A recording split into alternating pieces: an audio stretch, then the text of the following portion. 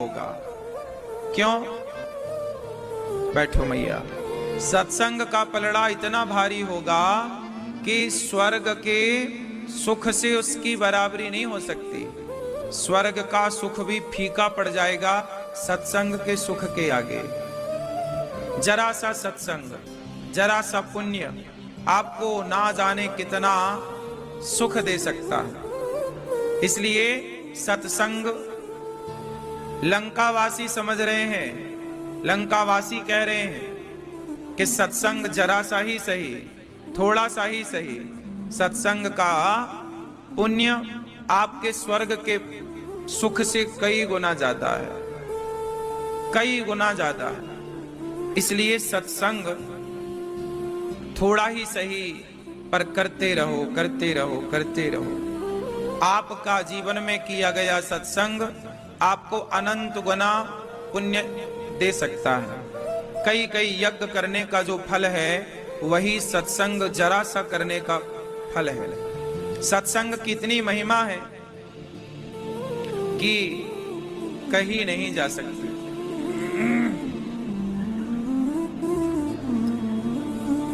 जब हनुमान जी लंका गए तो विभीषण के संग क्या हुआ? हनुमान जी का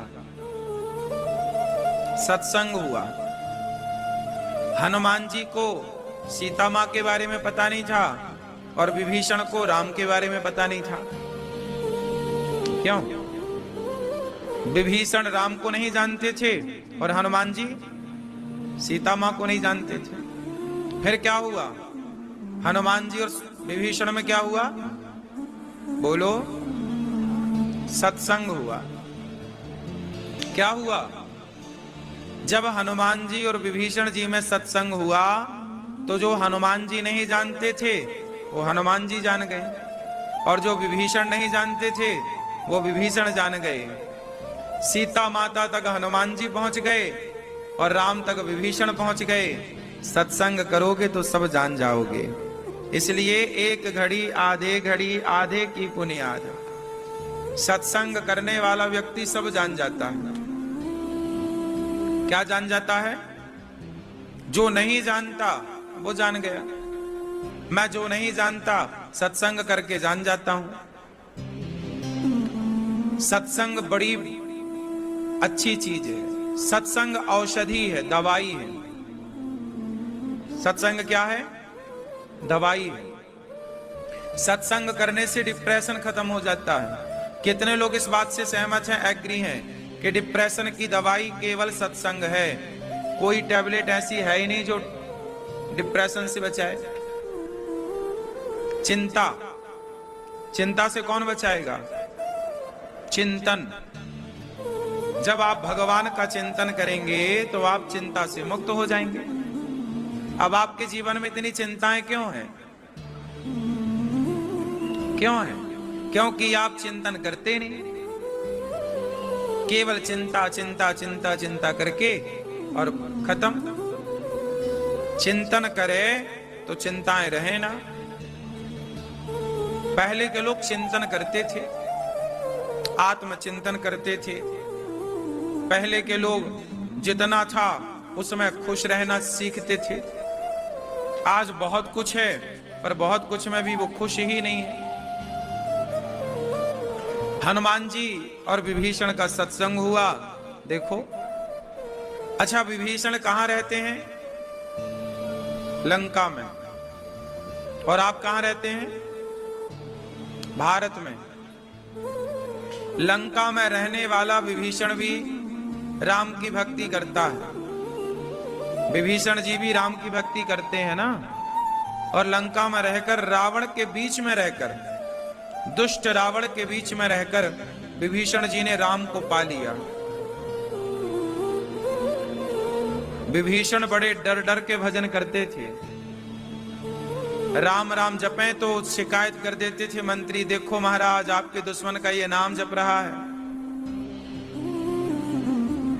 आपके दुश्मन का ये नाम जप रहा है। रावण आता, क्यों रे विभीषण, किसका नाम जप रहा है?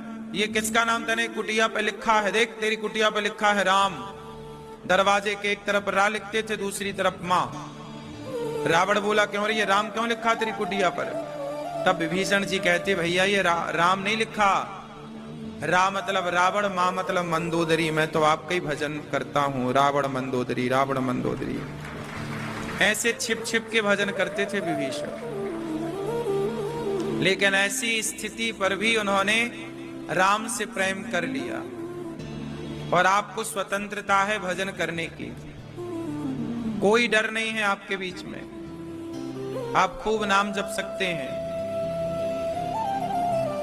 एक समय था इस देश में ऐसा कि आप खुल के भगवान की भक्ति नहीं कर सकते थे, आप कीर्तन नहीं कर सकते थे खुलकर। आज भी भारत में कुछ राज्य ऐसे हैं, कुछ क्षेत्र ऐसे हैं जहां आप खुद जानते हो कि जहां राम नवमी की यात्रा निकलती है, राम नाम की गूंज होती है, वहां पत्थर फेंक दिए जाते हैं। आज भी इस देश में कुछ ऐसी जगह है जहां राम बोलने की स्वतंत्रता नहीं, ऐसी जगह आज यहां पर है। और उस जमाने में विभीषण के टाइम पे तो पूरी लंका में राम बोलने से प्रतिबंध था, राम नाम बोलने पर रोक थी कि आप राम राम नहीं बोल सकते। लेकिन उस परिस्थिति में भी विभीषण ने भगवान को पाया कि नहीं? आजादी मिली है तो उसका फायदा उठाओ। राम नाम बोलने की आजादी है, पूजा पाठ करने की आजादी है, सत्संग करने की आजादी है, तो उसका फायदा उठाओ। एक टाइम था कि इस देश में इस तरह से कथा कीर्तन की आजादी नहीं थी, जब मुगलों का शासन था। औरंगजेब ने सारे मंदिर तोड़ दिए थे, हाँ या ना? जहां भी उसे लगता कि यहां लोगों की आस्था जुड़ी है, श्रद्धा जुड़ी है, लोग यहां कीर्तन करते हैं, सत्संग करते, वहां जाता और वो मंदिर को तोड़ देता। इसी देश में ऐसा हुआ है, ऐसा हो चुका है। आप बड़े स्वतंत्र हैं सब कुछ करने के लिए, फिर भी ना करें तो इससे बड़ा ज्ञान क्या होगा। हनुमान जी आगे गए, सीता मां अशोक वाटिका में अशोक वृक्ष के नीचे बैठी हैं, उदास बैठी हैं सीता माता। किसका इंतजार है सीता मां को? राम का। राम आएंगे, पर राम आए नहीं, रावण आ गया। हे सीता मेरी बात मान लो, 1 महीने के अंदर मार दूंगा तुम्हें, वरना मंदोदरी तुम्हारी दासी बन जाएगी, तुम महारानी बन के रहो मेरे साथ। सीता मां ने तिनका उठाया। क्या उठाया? तृणधरी ओट कहत वैदेही, सुमरि अवध पति परम स्नेही। तिनका लिया माता सीता ने।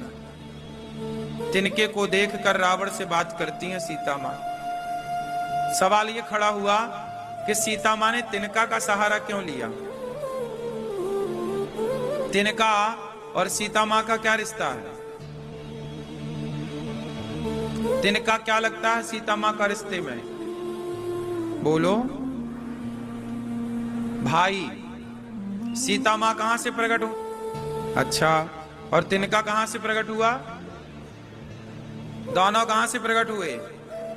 तो सीता मां भी धरती से प्रकट हुई और तिनका भी धरती से, दोनों क्या हो गए?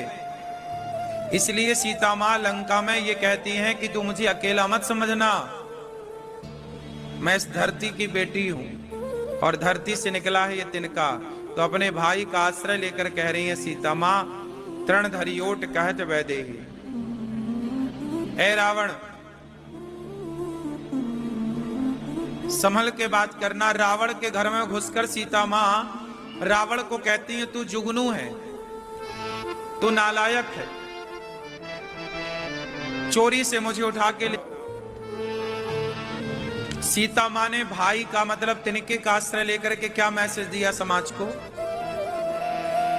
मैसेज सिर्फ इतना है, मैया, ओ वीडियो वाली मैया, किसकी वीडियो बना रही हो? खुद की? बैठो। अच्छा ये बताओ, सीता मां लंका में है पर बात कर रही हैं रावण से, तो भाई को बीच में रख के। ये भारतीय नारियों की मर्यादा है।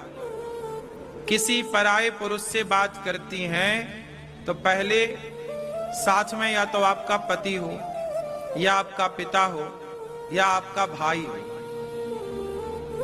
आप किसी भी पुरुष से बात कर रही हैं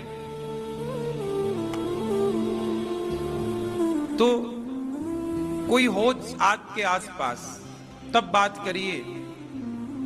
ये आपकी सुरक्षा के लिए बात की गई है कि पता नहीं जिससे आप बात कर रहे हैं वो नियत क्या रखता है आपके लिए, वो किस नियत से आपको देख रहा है या किस नियत से आपको बात कर रहा है आपसे। इसलिए सबसे बात करने की भी बात नहीं कही जाती, सबसे बात नहीं करना चाहिए। किसी को देखकर भी यूं देखकर हंसना भी नहीं चाहिए।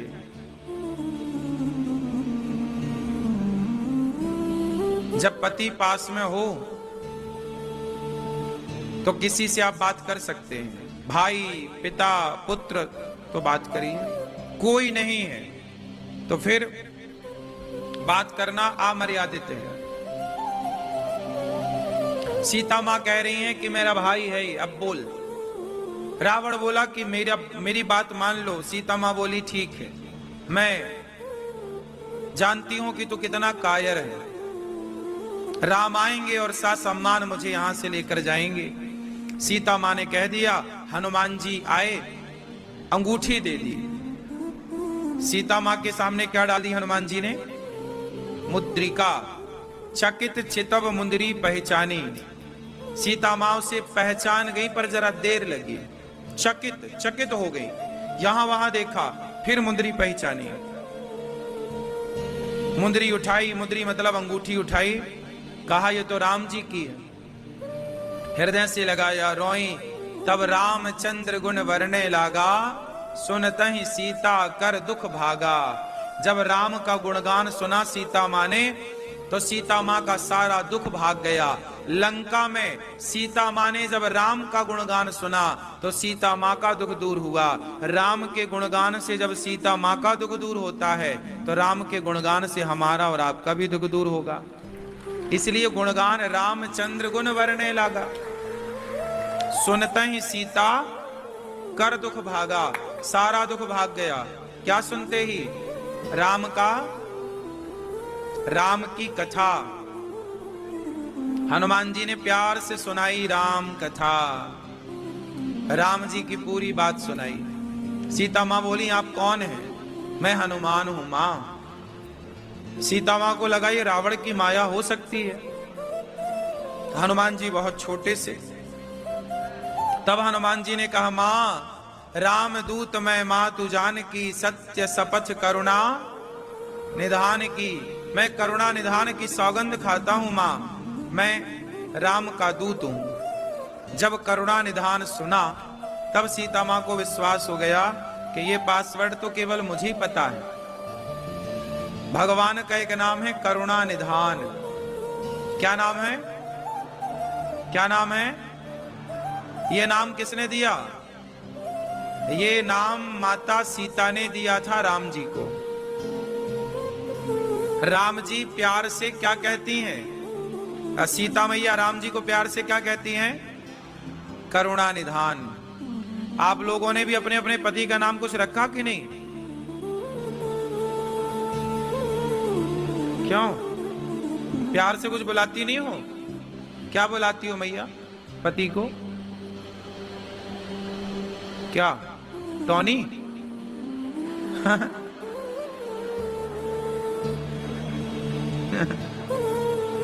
क्या बुलाती हो मेरी मां?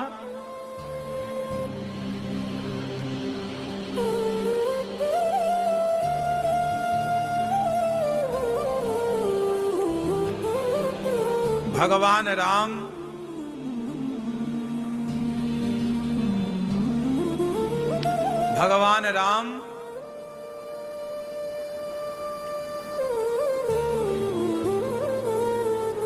सीता मां राम को करुणा निधान कहती हैं। और ये बात केवल सीता मां को पता है, कौशल्या मां को पता है, कुछ लोगों को पता थी। हनुमान जी को पता लगी तो सीता मां को विश्वास हो गया कि ये बात राम जी ने बताई होगी, तब विश्वास हो गया।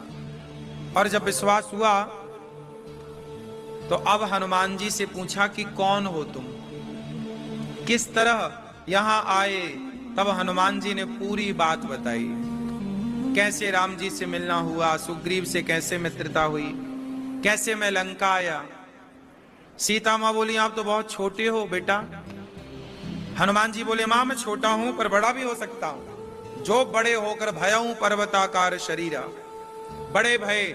सीता मां ने देखा ऐसे, समझ गए, सीता मां समझ गई कि ठीक है, हनुमान जी छोटे हो गए। फिर मां तो मोहि अतिशय भूखा, माता मोहे भूख लगी है, बड़ी भूख लगी है। लागी देख सुंदर फल रूखा, ये सुंदर फल देख करके ना बड़ी भूख। सीता मां बोली कि वहां राक्षस हैं, तुम फल मत खाओ वरना मारेंगे, वो लड़ाई होगी। हनुमान में टूट पड़े बगीचे में, पूरे फल खाए हनुमान जी और पेड़ वेड़ उखाड़े और राक्षसों को मारा। राक्षस लंका पति रावण के पास गए, महाराज कोई बंदर आया है, बहुत मार रहा है। तो रावण बोला जाओ अक्षय कुमार जाओ। अक्षय कुमार को भेजा रावण ने, तो हनुमान जी ने अक्षय कुमार को मार गिराया। फिर कौन आया? मेघनाथ चला इंद्रजित अतुलित जोधा, बंधु निधन सुन उपजा क्रोधा। चला मेघनाथ ब्रह्मास्त्र ते साधा, कपि मन कीन विचार, जो ना ब्रह्म सरमान्यो महिमा मिटई अपार। हनुमान जी समझ गए कि ब्रह्मास्त्र चलाया है, तो हनुमान जी ने ब्रह्मास्त्र का सम्मान किया। क्या किया? ब्रह्मास्त्र का सम्मान किया। और ब्रह्मास्त्र बांध नहीं सकता था हनुमान जी को, पर हनुमान जी अपने से बंधन को स्वीकार कर लेते हैं। क्या कर लेते हैं? बंधन को स्वीकार कर लेते हैं और बांध करके चला, रावण के आगे खड़ा किया। रावण बोला क्यों बंदर, क्यों तूने हमारे राक्षस को मारा, हमारी सेना क्यों मारी? हनुमान जी बोले सुन रावण, मैंने किसी को नहीं मारा, जिन मोहि मारा ते मैं मारे। मैंने किसी को नहीं मारा, जिन्होंने मुझे मारा मैंने उनको मारा। भाई मुझे क्यों मारोगे? हम देखो किसी को मारते नहीं, हम किसी को छेड़ते नहीं हैं, और हमें कोई छेड़ेगा तो फिर छोड़ते भी नहीं है। ऐसा सिद्धांत रखो सबके लिए। आप किसी को बेवजह मत छेड़ो, पर कोई आपको छेड़े तो छोड़ो मत। समझ आई? हनुमान जी का सिद्धांत है ये। अब हमारे देश में वो गीदड़ों टाइप की पूजा तो हनुमान जी की करते हैं, और बातें किसकी करेंगे? गीदड़ों की। यार क्या करें? अरे थोड़ा हनुमान जी जैसे बलवान भी बनो। घर में घुस के मारा है हनुमान जी, और रावण बोला क्यों मारा? ए बंदर क्यों मारा?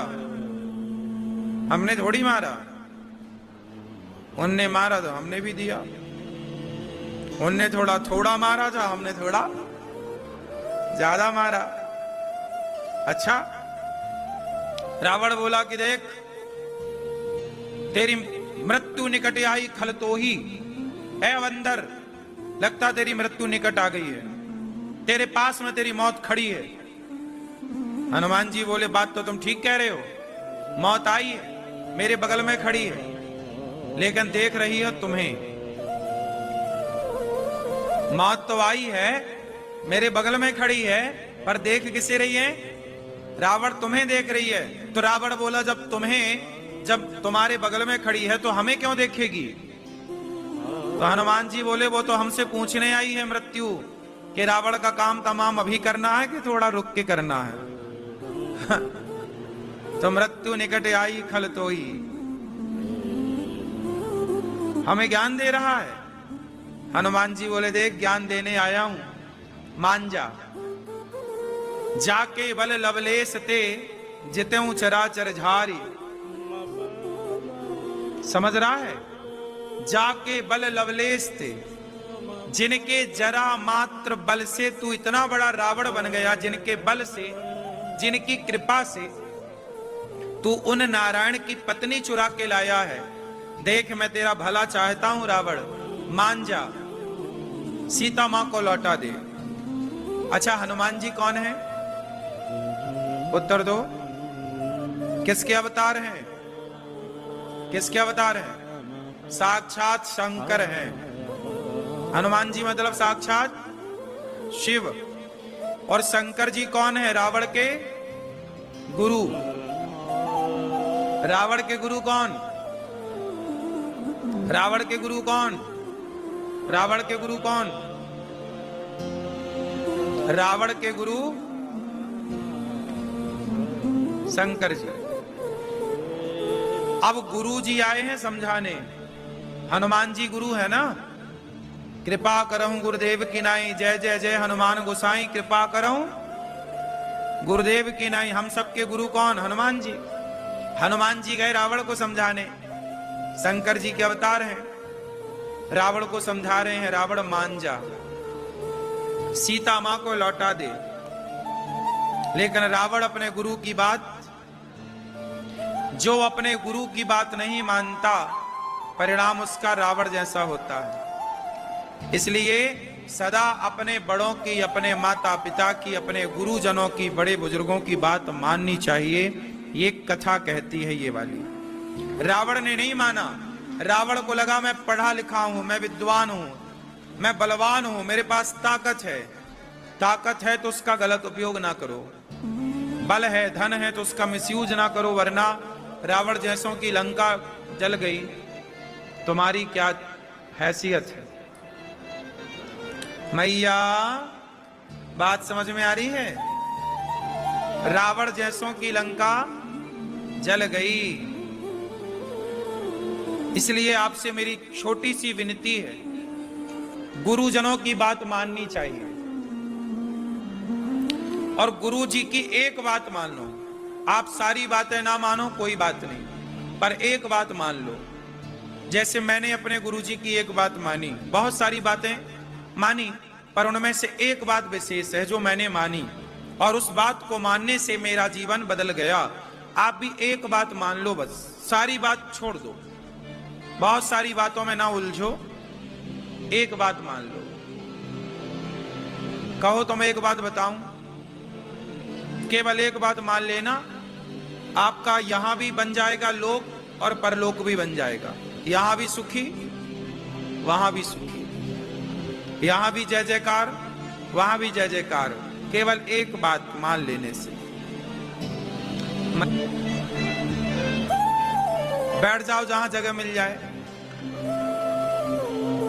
मार्केट जा रही हो क्या मेरी माँ, झोला वोला लेके? हाँ, चलो बैठो जल्दी से।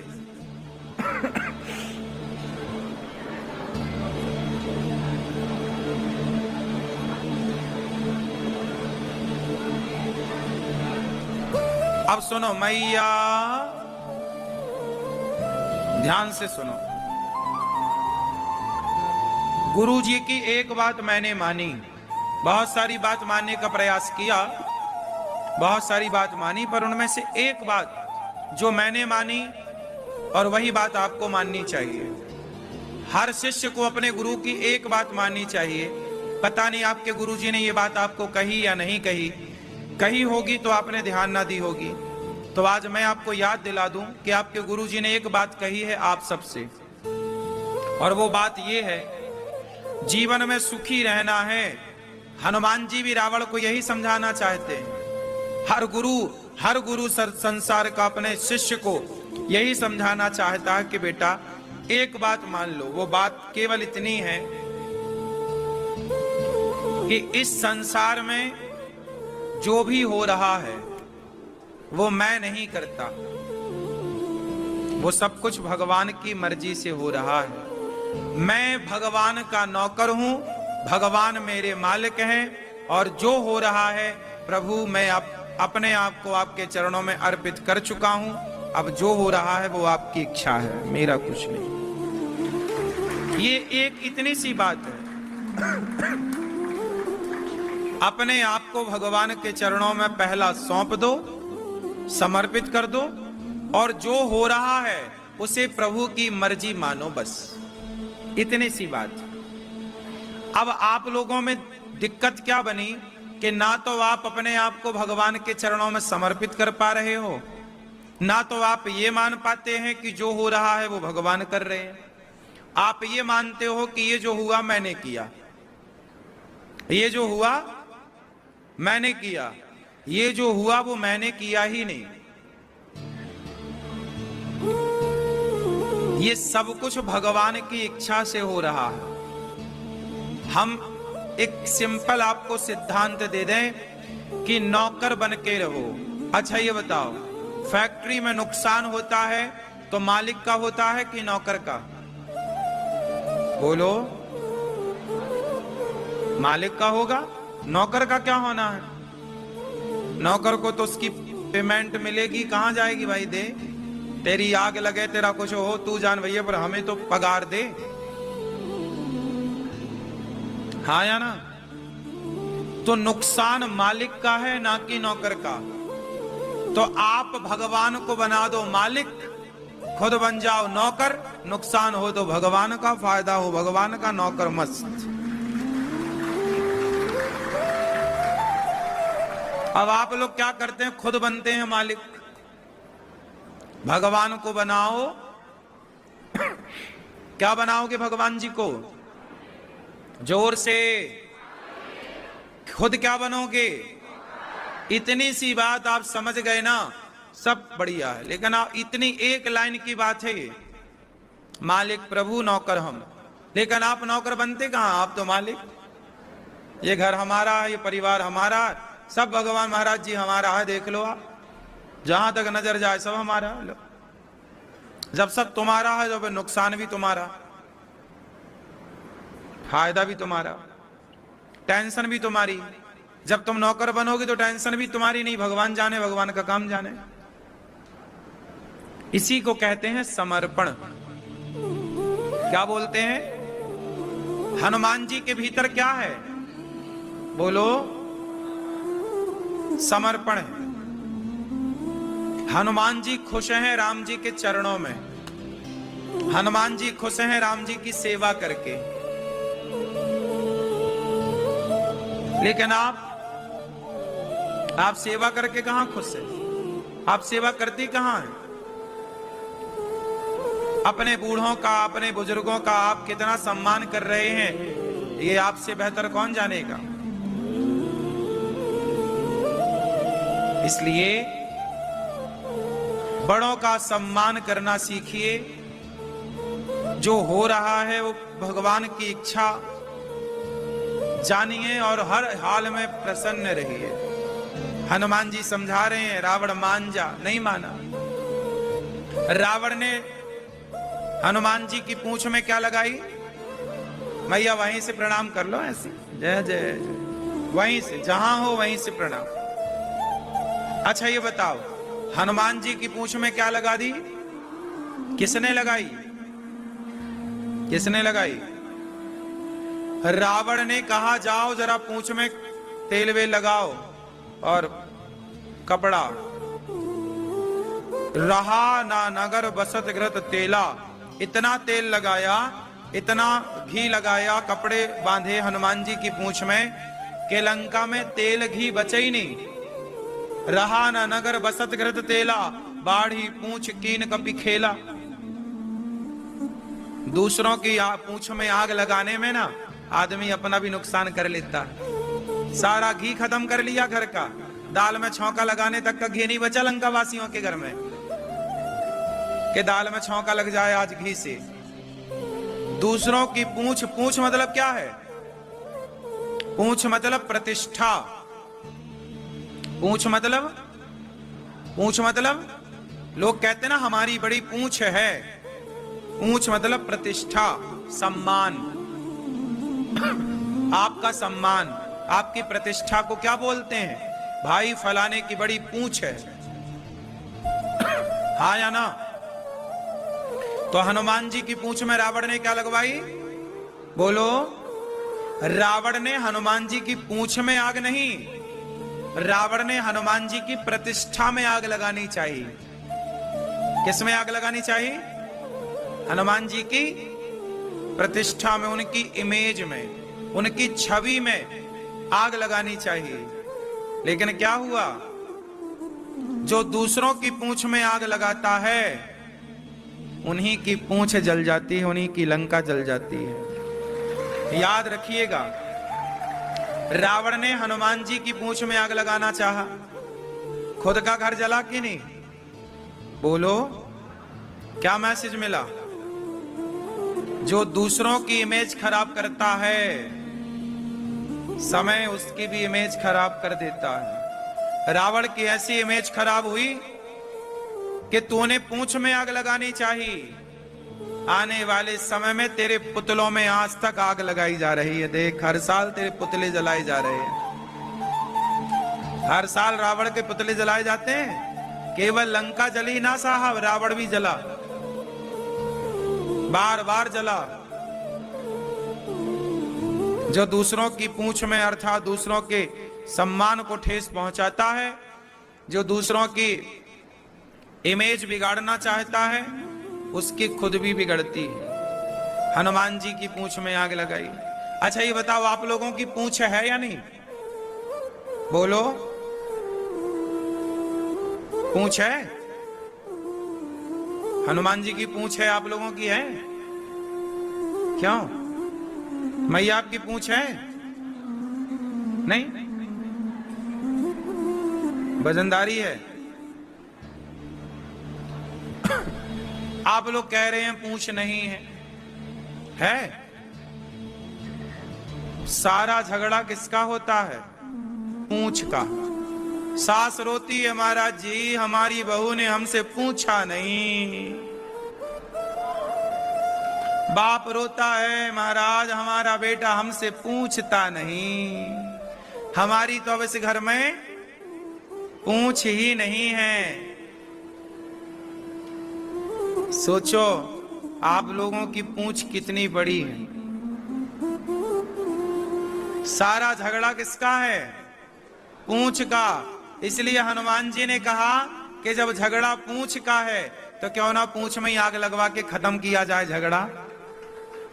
ना रहेगा बांस, ना बजेगी।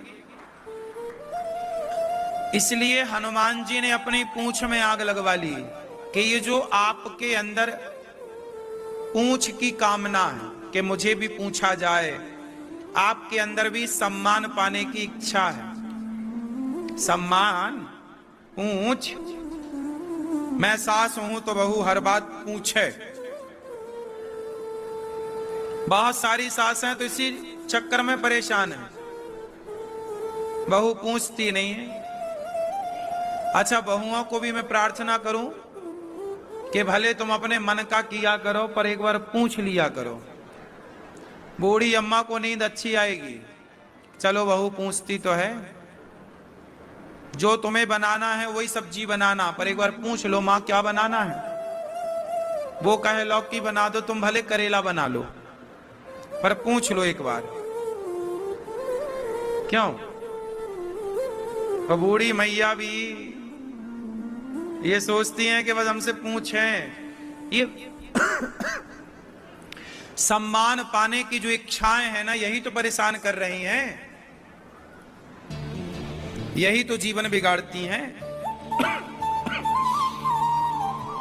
आप लोगों को चाहिए कि आप लोग अपनी इच्छाओं को कम करें। हनुमान जी ने अपनी पूंछ में आग लगाई। आप भी जितने जल्दी हो सके अपनी पूंछ में आग लगवा लो, जला के खत्म करो। जहां सम्मान की इच्छा खत्म हुई वहीं सुख पैदा होगा। सुख कहां है? जहां सम्मान की कामना खत्म हो जाए। देखो ऐसा होता है कि यदि आप सम्मान की कामना लिए बैठे हैं और सम्मान नहीं मिला या अपमान हो गया तो आपको बिल्कुल दुख मिल जाएगा। देखो जी हमारा सम्मान, जैसे आजकल आप विवाह में जाते हो, शादी ब्याह में, तो लड़की का बाप बेचारा व्यस्त रहता है। कई बार वो आपसे बात नहीं कर पाता, आपके साथ बैठ नहीं पाता, तो आप क्या बोलते हो सबके बीच में, अरे हम गए थे उनकी शादी में, उन्होंने पूछा भी नहीं, देखा भी नहीं। वो लड़की का बाप है, 17 काम होते हैं आपके, केवल वो क्या आप उसका और कोई काम नहीं, आपसे बात करे, आपके साथ बैठे। ये चीज आपको समझनी चाहिए, लेकिन आप कहां समझते हैं। आपको तो लगता नहीं जी ये हमारी तो इज्जत खराब कर दी, हमारा तो सम्मान। अपने सम्मान को ना गोली मारो, सम्मान और अपमान दोनों से मन हटाओ। ना अपमान आपको प्रभावित करे, ना सम्मान आपको प्रभावित करे। अच्छा बताओ, सम्मान अच्छा है कि अपमान अच्छा है? उत्तर दो, बोलो। ना सम्मान अच्छा है ना अपमान अच्छा। चलो, सम्मान से क्या मिलता है ये भैया बताएंगे। सम्मान से क्या मिलता है? बैठे बैठे बताओ, सम्मान से क्या मिलता है? संतुष्टि मिलती है? गलत। सम्मान से क्या मिलता है? इज्जत। इज्जत सम्मान एक ही तो है। सम्मान से क्या मिलता है दादाजी? सम्मान से आपके भीतर अभिमान का जन्म होता है। जहां आपका सम्मान हुआ वहां आपके भीतर क्या जन्म लेगा? अभिमान, एटीट्यूड, घमंड। अरे देखो मेरा सम्मान हुआ, देखो मेरा, देखो मैं कितना बड़ा हूं, देखो जी। सम्मान अभिमान को पैदा करता है, हाँ या ना? बोलो हाँ या ना। अब सम्मान यदि आपका हुआ तो अपने आप अभिमानी हो जाओगे, और अभिमानी हो जाना मतलब पतन हो जाना। अभिमान मतलब पतन। अभिमान हुआ तो आप माइनस होने स्टार्ट हो जाएंगे। तो सम्मान आपको अभिमानी बनाता है। चलो अब बात करते हैं अपमान की। बताओ अपमान से क्या होता है? अपमान किया किसी ने तो क्या होगा?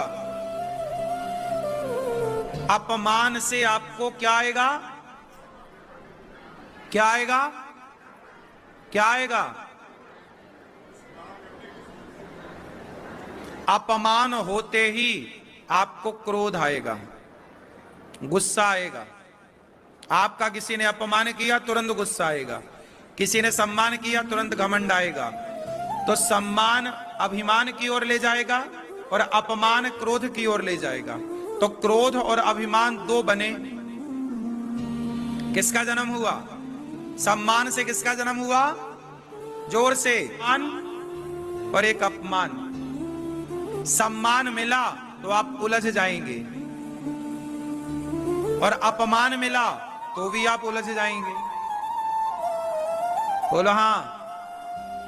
इसलिए ईश्वर की प्राप्ति में सम्मान भी बाधा है और अपमान भी बाधा है। जो सम्मान और अपमान को छोड़कर आगे बढ़ेगा वही भगवान को प्राप्त करेगा। और हनुमान जी यही सिखा रहे हैं।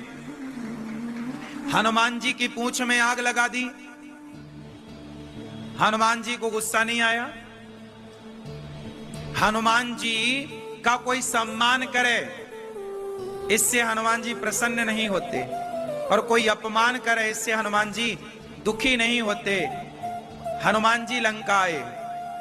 अब सुनना, हनुमान जी लंका आए, सीता मां का पता लगाए, वापस गए तो राम जी तारीफ कर रहे हैं। तारीफ, प्रशंसा, सम्मान।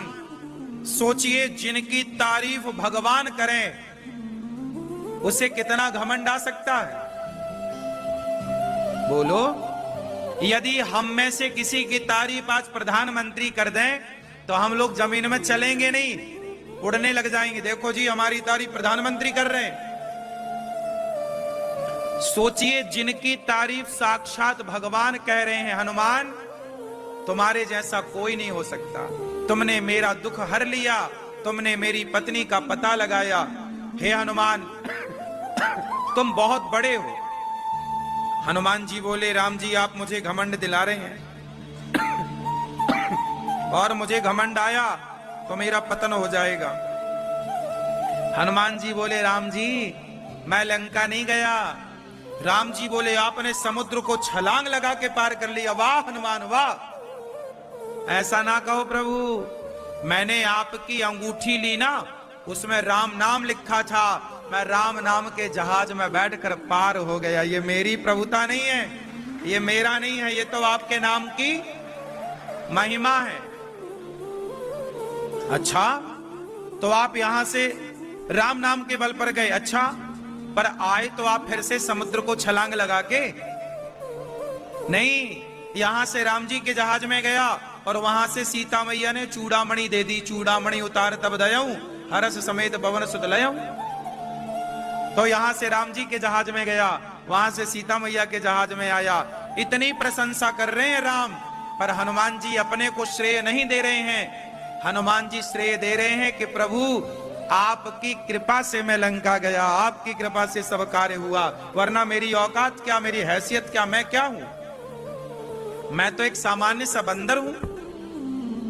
हनुमान जी क्या कह रहे हैं लंका में, असमय अधम सखा सुनु मोह पर रघुवीर, केन्ही कृपा सुमरी गुण भरे विलोचन नीर, प्रात ले जो नाम हमारा तेहि दिन ताहि न मिले आहारा। हनुमान जी कह रहे हैं मैं तो बंदर हूं, लंका जाना, रावण को लंका में आग लगाना, रावण की लंका में, ये हनुमान जी के बस का था या राम की कृपा से हुआ? सच्ची बताओ, हनुमान जी ने किया कि राम कृपा ने की? बोलो बोलो, किसका बल था, राम का बल या हनुमान जी का बल? अब राम जी खुद कह रहे हैं कि हनुमान जी आप बड़े हो, आपने ये किया, पर हनुमान जी उस सम्मान को लेने को तैयार। हनुमान जी बोले मैं नहीं हूं इसका अधिकारी प्रभु, ये आपकी महिमा है, ये आपका बड़प्पन है कि आप इस दास को इस लायक समझ रहे हैं। सोचिए हनुमान जी से बड़ा काम इस धरती पे किसने किया? आप तो नेताओं का काम करते हो, पर हनुमान जी ने तो भगवान का काम किया।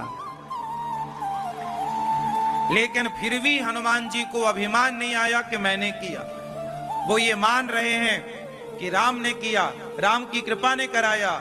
और आप लोग जरा सा कामयाबी पालो तो आपको लगता है जी मैंने किया, मैं ही सब कुछ हूं।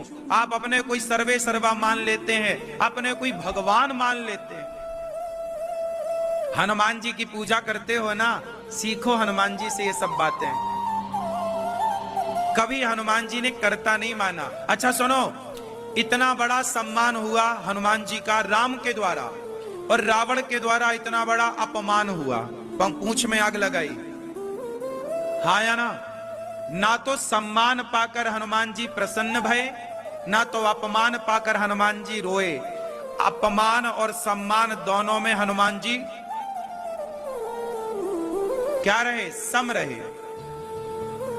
क्या रहे? सम। क्या हम लोग सम रह पाते हैं? उत्तर दो दादाजी, सम रह पाते हैं? हम सम नहीं रह पाते, इसलिए हम परेशान होते हैं। काश हम भी हनुमान जी से ये सीख ले लेते कि हम सम्मान और अपमान दोनों में सम रह पाते। आपको यही समझाना चाहता हूं, ये दास अनिरुद्ध आपको यही कह रहा है कि आप कभी ये ना कहो कि मैंने किया। मैं कुछ नहीं करता, मेरे बस का कुछ भी नहीं है, मैं नौकर हूं, नौकर। कौन हूं मैं? मालिक कौन? भगवान। हनुमान जी एक छोटे से कार्य करता है भगवान के। राम जी जिस पर हाथ रख देते वो बंदर हनुमान हो जाता। राम जी आप पर हाथ रख दें तो आप समुद्र को छलांग लगा के पार कर लोगे, इसमें बड़ी बात थोड़ी है। बोलो, आपको भगवान जी कृपा दृष्टि डाल दें तो आप बन जाओ जो बनाना चाहें, इसमें क्या बड़ी बात। ऐसे ही गौरी गोपाल आश्रम की देखो इतनी बड़ी बड़ी सेवाएं चल रही हैं। भगवान ने ये शक्ति, भगवान ने ये जिम्मेदारी दास अनिरुद्ध को दी। करा रहे हैं भगवान, कर रहे हैं भगवान, पर उन्होंने ये दास अनिरुद्ध से कराया। जैसे सीता मां का पता तो लगाना ही था, हनुमान जी के द्वारा लगवाया। लंका में किसी को भेजना ही था, अंगद को भेजा। भगवान अपने भक्तों की महिमा बढ़ाते हैं, अपनी शक्ति देते हैं। उसी तरह ये दास अनिरुद्ध को भी भगवान ने अपना नौकर स्वीकार कर लिया और ये दास को नौकरी दे दी है कि गौरी गोपाल आश्रम के ये सेवाएं करनी है। तो भगवान का मैं नौकर बन गया हूं। नौकर बन के काम करने में बड़ा मजा है, मालिक बनने में बड़ा नुकसान है। इसलिए मैं यही मानता हूं कि गौरी गोपाल आश्रम के मालिक हैं गौरी गोपाल भगवान, सर्वे सर्वा वही है, पर यह दास नौकर है। देखो, इसलिए दीपावली में जहां पूरा देश रेस्ट कर रहा है, दीपावली की छुट्टियां मना रहा है, पर मुझे लगता है कि भगवान के ये कार्य को बिना छुट्टी के, बिना हारे, बिना थके भगवान का नौकर हूं, ईमानदारी से भगवान की नौकरी करनी चाहिए, कोई अपसेंट नहीं ना। गौरी गोपाल आश्रम में देखिए ना, इतने सारे भक्तों को पेट भर भोजन मिल रहा है। कौन दे रहा है? भगवान दे रहे हैं।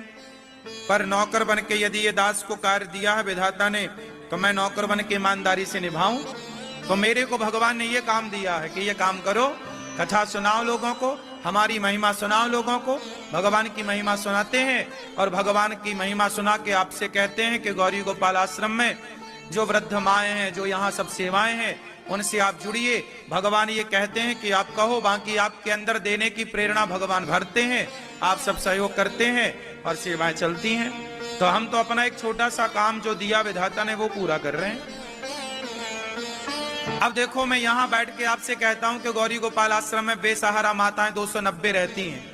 अब आपके अंदर यदि कुछ देने की भावना जागी कि मुझे भी चलो गौरी गोपाल की सेवा में 100 रुपए देने चाहिए, 500 देने चाहिए, 1000, 10,000, 50,000 देना चाहिए, तो ये जो देने की भावना आपके अंदर पैदा हुई, ये कहां से प्रकट हुई? ये भावना मैंने प्रकट की या भगवान ने आपके भीतर प्रवेश करके प्रेरणा दी, प्रेरित किया कि चलो ये करो? अच्छा, एक बात बताओ, हनुमान जी लंका गए थे ना, तो लंका जलाने का कोई प्रोग्राम नहीं था। लंका जलाने का कोई प्रोग्राम नहीं था, पर हनुमान जी के पास ना, जब अशोक वृक्ष के ऊपर चढ़े थे हनुमान जी, तो सीता मां के पास ना त्रिजटा आई। कौन आई? और उन्होंने क्या सुनाया? उन्होंने एक सपना सुनाया सीता मां को कि सुनो, आज मैंने सपने में कुछ देखा। क्या देखा? तो क्या देखा था कि सपने बानर लंका जारी, जात उधान सेना सब मारी। सीता मैया को त्रिजटा मां ने क्या सुनाया? बोलो, सपना। क्या सुनाया? सपना सुनाया। अब जब सपना सुनाया तो हनुमान जी ने कहा कि सपने बानर लंका जारी। मानो हनुमान जी बोले कि त्रिजटा के द्वारा भगवान कह रहे हैं कि गए हो तो फूंक के आना रावण की लंका।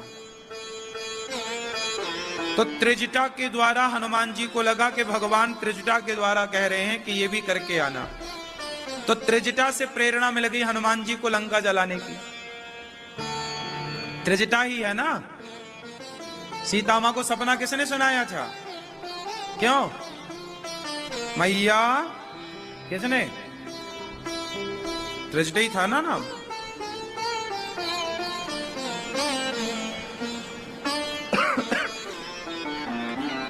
हनुमान जी, अब ये समझो कि जब आप लोग गौरी गोपाल आश्रम में सहयोग करते हैं तो मुझे ये लगता है कि भगवान ही आप लोगों के भीतर बैठकर आपको प्रेरित करते हैं कि गौरी गोपाल जाओ, वहां के प्रसाद को पाओ और वहां की सेवाओं से जुड़ो। तो ये प्रेरणा आपके भीतर कौन डालता है? भगवान खुद आपके भीतर बैठ करके और आपको गौरी गोपाल आश्रम आने की प्रेरणा देते हैं। आप खुद अपने से नहीं आते यहाँ, गौरी गोपाल भगवान आपके भीतर बैठ के आपको, मैं कर रहा हूं इसका करो, मेरे जैसा मूर्ख कौन होगा भाई? आप लोगों के रूप में कौन कर रहा है? भगवान। तो भगवान ही अपना सारा काम करते कराते हैं। ये आदमी झूठ मूठ का घमंड लिए घूमता है, इंसान झूठ मूठ का ही अभिमान करता है। इसलिए दो चीजों से बच जाओ, सम्मान से बचो और अपमान से बचो। अपमान होए तो परेशान ना होइए और सम्मान होए तो ज्यादा गदगद ना होइए। दोनों में समभाव से रहिए। जैसे समुद्र कैसा है? गंभीर है। कितनी भी नदियां मिलें, कितना भी बाढ़ आए, पर नदियों की बाढ़ से समुद्र को कोई फर्क, और कितना भी सूखा पड़ जाए पर समुद्र का 1 इंच पानी घटता नहीं है। ना नदियों के मिलने से वो फूलता है, ना नदियों के सूख जाने से वो रोता है। हर समय समुद्र कैसा है? गंभीर है।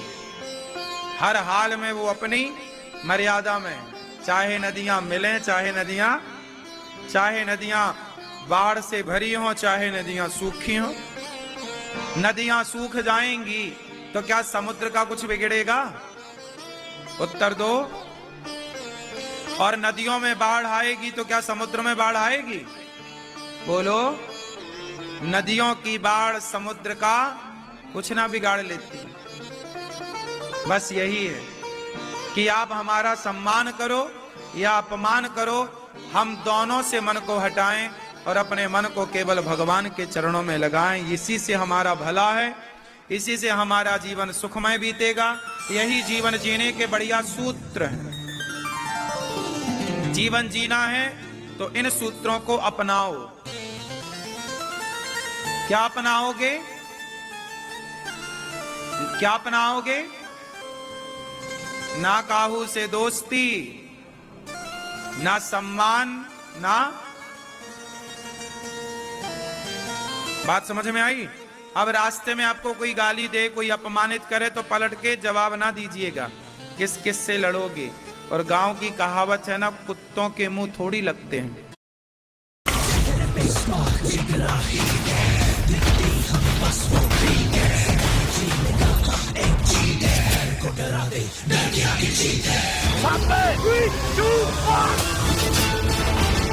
माउंटेन ड्यू, डर के आगे जीत है। जल्द करने निकले थे। चलोगे?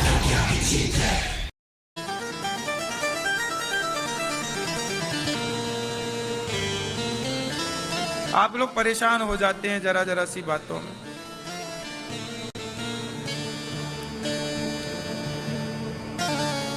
तो हनुमान जी की पूंछ में रावण ने लगवाई आग, और जब आग लगी तो हनुमान जी ने सारी लंका को उलट पलट लंका सब जारी। कूंदी परा पुनि सिंधु मझारी, पूंछ बुझाई खोई श्रम, धरि लघु रूप बहोरी, जनक सुता के आगे ठाण भयं कर जोर। हनुमान जी सारी लंका जलाए पर एक घर नहीं जला। बताओ किसका? किसका? क्यों नहीं जला? क्योंकि विभीषण भक्त हैं। एक बात बताएं, भक्तों का कोई बाल भी बांका नहीं कर सकता। क्या विभीषण का बाल बांका रावण ने कर लिया? क्या द्रौपदी का बाल बांका दुशासन ने कर लिया? कोशिश तो इन्होंने पूरी की, लेकिन जो भगवान के आश्रित हैं, कोई माई का लाल बिगाड़ नहीं सकता। भगवान के भरोसे रहिएगा। हनुमान जी लंका गए, आग लगाई, सीता माँ से कहा, माँ तू मोहि दीजे कछु चीन्हा, जैसे रघुनायक मोहि दीन्हा। अब सीता माँ ने चूड़ामणि उतार तब दयऊं, हर्ष समेत पवन सुत लयऊं। हनुमान जी गए और अब हनुमान जी के साथ श्री राम चले। कहां चले? लंका की ओर। लंका की ओर चले तो जैसे ही आए तो समुद्र, अब समुद्र को पार कैसे करें? चुनौती। तो राम जी ने कहा कि चलो समुद्र से कहते हैं कि आप हमें रास्ता दे दो।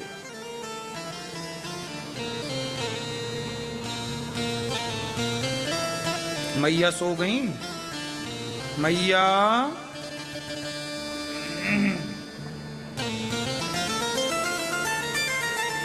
अच्छा ये बताओ, हनुमान राम जी समुद्र से कितने दिन तक रास्ता मांगते रहे? बोलो। 3 दिन तक रास्ता मांगा बैठ करके। क्या हुआ? समुद्र ने रास्ता दिया? विनय न मानत जलधि जड़, गए 3 दिन बीत, बोले राम सकोप तब भय बिनु हो ही ना। ये चौपाई बढ़िया है, याद कर लो आप। राम जी की बात समुद्र नहीं मानता, प्यार की भाषा समझते ही नहीं कोई। राम की भाषा नहीं समझ रहे। तब राम जी ने क्या किया?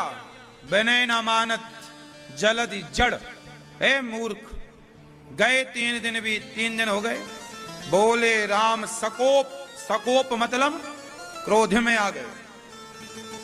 वो क्रोध में आकर बाण निकाला, धनुष चढ़ाया, थर थर थर थर कांपता हुआ समुद्र आया। और समुद्र ने आकर क्या बोला? हे प्रभु आपने अच्छा किया, मैं जरा घमंडी हो गया था,